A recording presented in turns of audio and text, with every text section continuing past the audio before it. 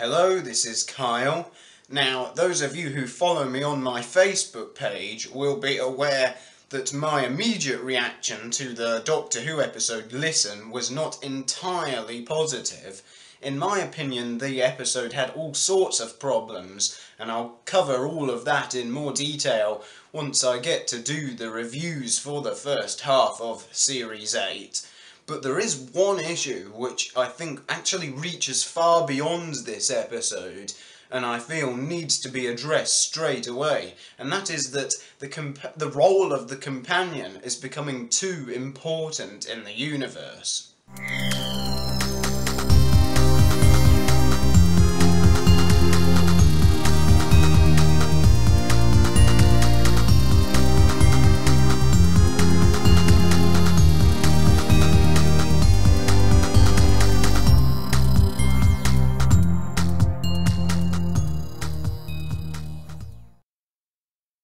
So, can I just say straight away that I'm not one of those people who says it's called Doctor Who for a reason and it should be all about the Doctor. I recognise that the companion does play a crucial role as our point of access into this universe.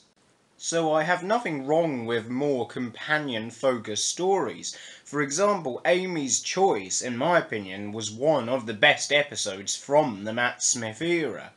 What I have a problem with actually stems from the scene in Listen where Clara is in the barn with the Doctor as a child, a scene which didn't feel like it belonged in the episode in the first place. But my point is that the Doctor is a mysterious alien who is thousands of years old, and I think the viewer can only really get a brief glimpse of his true character and the life he has lived through the eyes of the companion.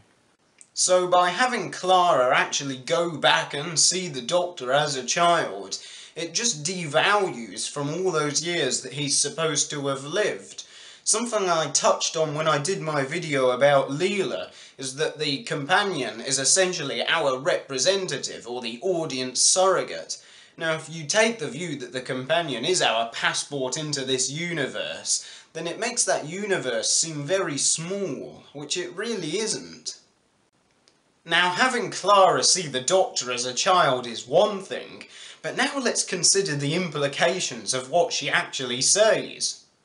One of my favourite moments from Listen was the Doctor's speech about fear, when he says, "Right now your heart is beating so hard, blood and oxygen are pumping through your brain like rocket fuel," and then he says, "Scared is a superpower." It's a very good speech with a great message in it, but I can't help feeling that it is devalued later on when Clara says to the Doctor, "Fear is a superpower," because yes, you can say that the Doctor forgot about it, he was just a child, but what Moffat is actually suggesting is that the Doctor's whole speech was inspired by something Clara said as a child, which to me is not nearly as powerful.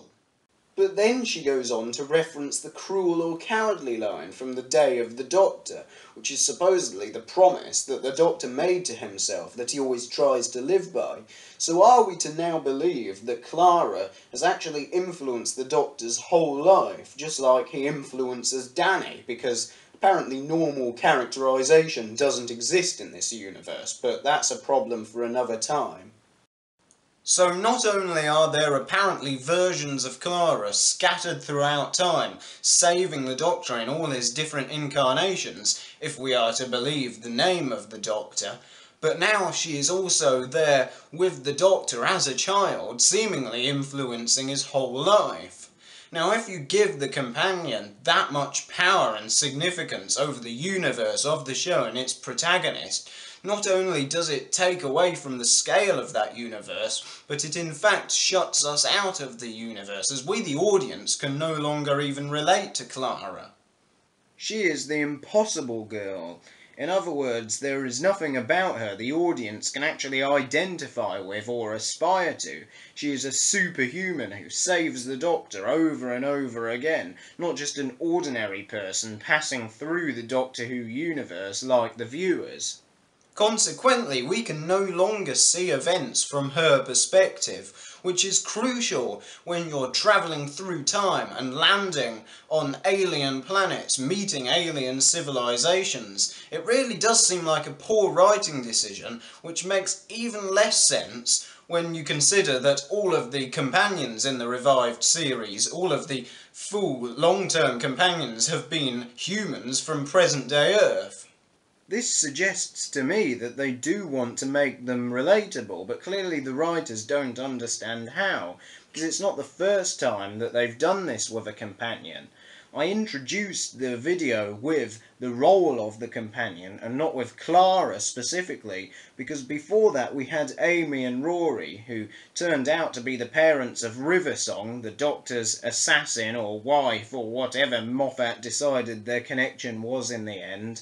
And then even before that, going back to the Russell T Davies era, we had Donna, who was supposed to be tied to the Doctor throughout time or something, so that they would be together in Journey's End, so that Donna would get a Time Lord mind and save the universe.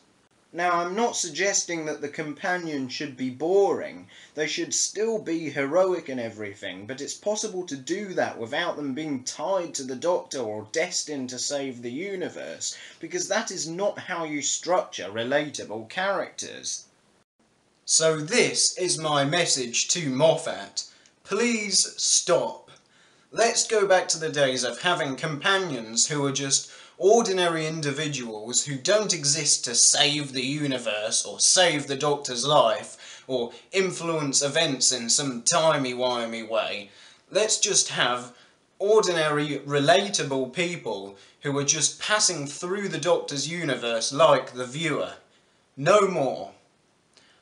If you liked this video, as always, don't forget to check out my Facebook page. I'll be posting a lot of reaction on the new Doctor Who episodes on there, and also look at my website, like and subscribe, and I'll see you next time.